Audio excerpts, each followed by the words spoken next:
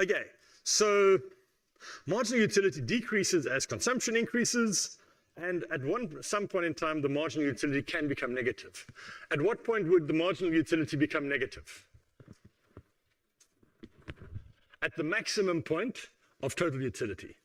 Past that maximum point, your increase in total utility is a negative number, which means that your marginal utility is going to be negative at that point. All right. In economics, we have a few laws. I'm not going to say exactly how many because some people say this is a law and this is not.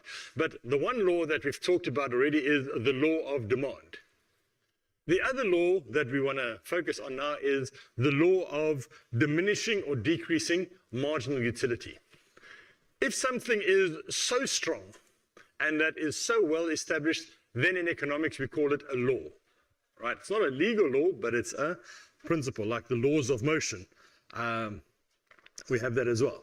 So a consumer consumes more of a product, the marginal utility decreases, but it does not say that the marginal utility will necessarily become negative.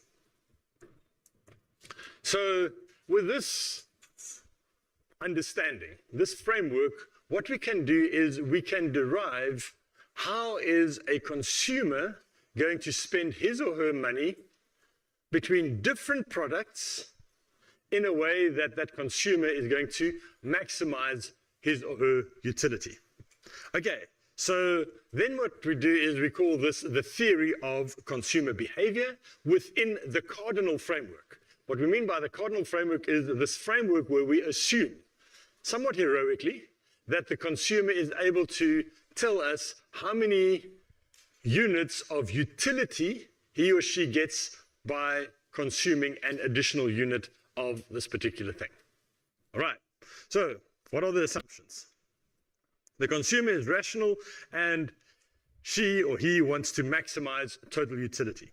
The consumer has clear-cut preferences and knows the marginal utility that they get from successive units consumed. That's a very heroic assumption. It's a very strong assumption, and one that we are going to loosen up later on. The consumer has limited income or resources. This is the budget constraint. Is that a realistic assumption? Yes. Is it realistic to you? It certainly is to me. End of the month, when it comes, it's always a good time. All right, so we have that budget constraint.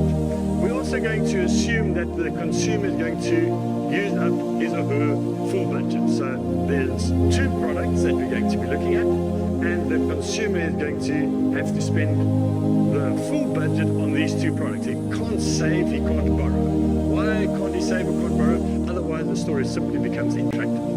Right, so we're going to assume that, and the prices of goods